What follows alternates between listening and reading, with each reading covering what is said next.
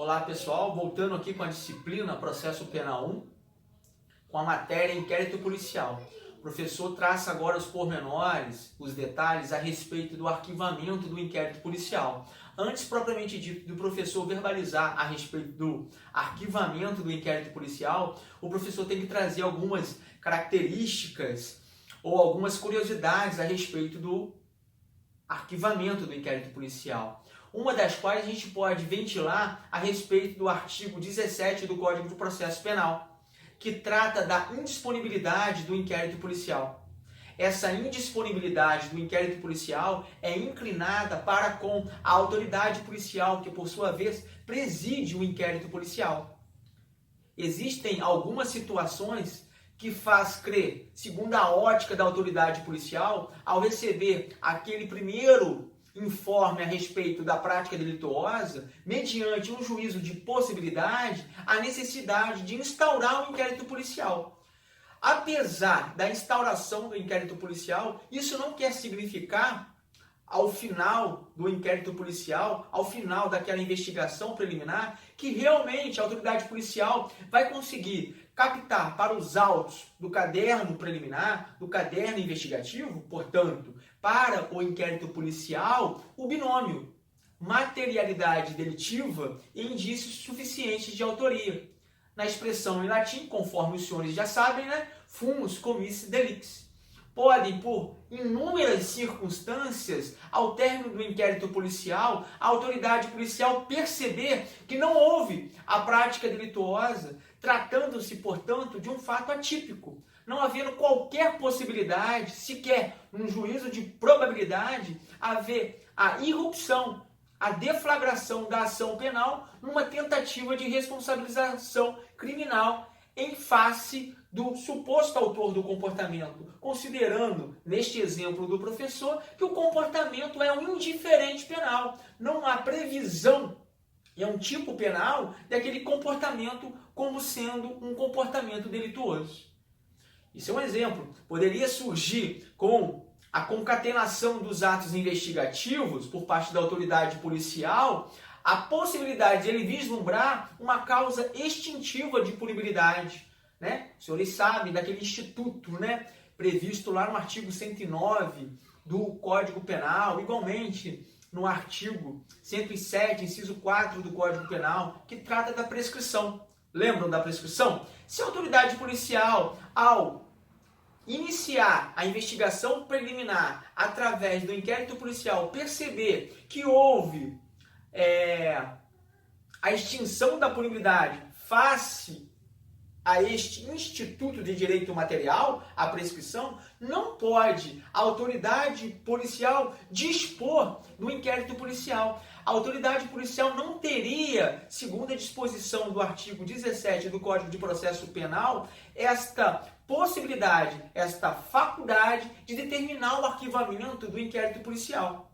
Portanto, uma vez instaurado o inquérito policial, a depender das circunstâncias, com seu término, com o relatório pormenorizado por parte da autoridade policial, concluindo que não houve a prática delituosa, e se houve a prática delituosa, não houve a constatação material desta infração penal, ou, por outro lado, se houver a constatação material, porém não se ter sequer indícios de autoria, seria recomendável, sim, o arquivamento do inquérito policial. Porém, o legislador infraconstitucional, atento à premissa do sistema acusatório, entreviu a necessidade de incumbir o Ministério Público, que é o titular da ação penal, esta missão de arquivamento do inquérito policial. Mas antes de eu tratar propriamente dito do arquivamento do inquérito policial, eu trago aqui para os senhores uma curiosidade.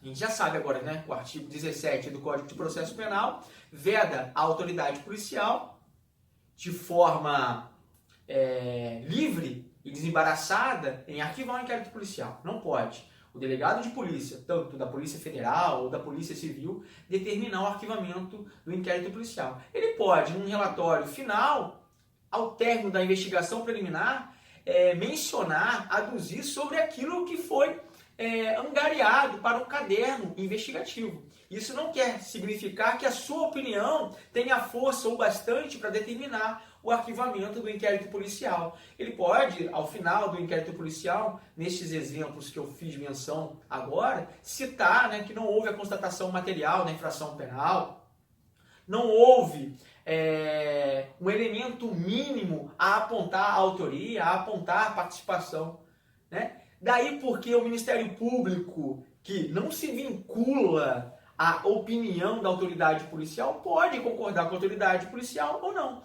Concordando, o Ministério Público vai determinar o arquivamento. Eu vou explicar essa dinâmica. Mas olha que interessante, no ano de 1995, houve a regulamentação de uma justiça denominada negociada, justiça criminal negociada, ou justiça criminal negociada, aqui a gente não tem edição,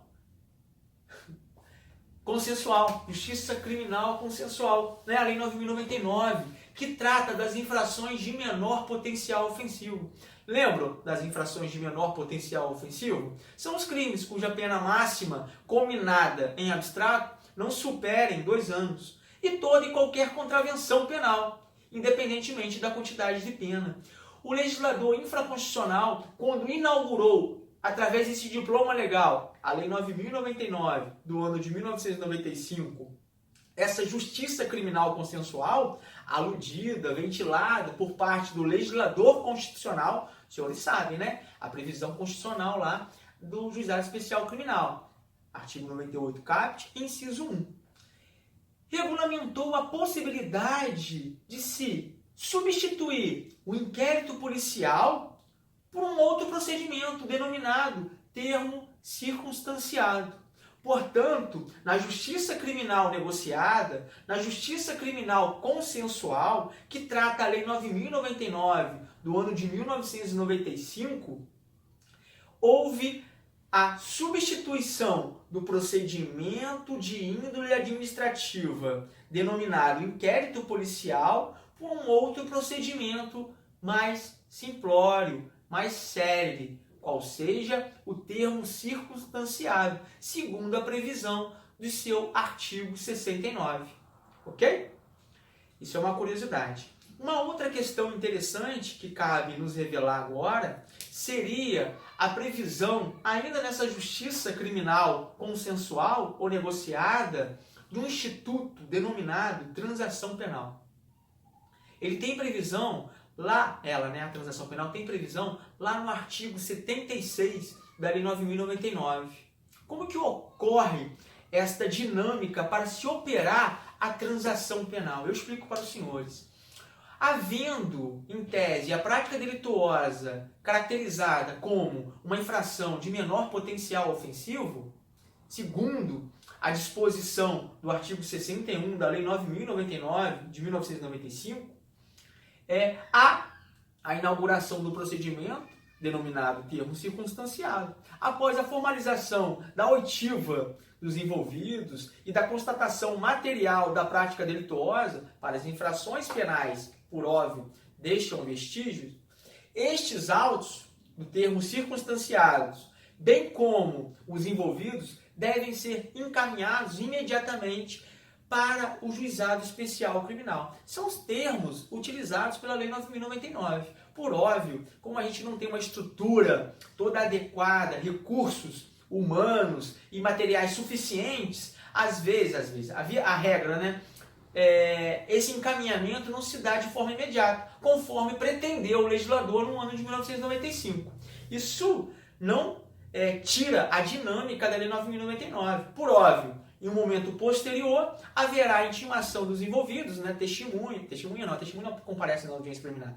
A vítima, o suposto autor do comportamento delituoso, ele se fazendo representar por uma defesa técnica, defensoria pública ou advogado particular, bem como a intimação do representante do Ministério Público. Para o quê? Para se operar dentro de uma audiência denominada audiência preliminar, alguns filtros despenalizantes, dentre os quais este que o professor está tratando, previsto lá no artigo 76 da Lei 9.099 de 1995, a transação penal. É um filtro despenalizante. Por quê? O objetivo dessa justiça criminal negociada é evitar o processo criminal, evitar a instância penal com a responsabilização criminal que poderia, em tese, ensejar a perda da primariedade, levando à segregação daquele que tem em seu desfavor uma sentença penal condenatória. Enfim, esse é o objetivo da justiça criminal negociada.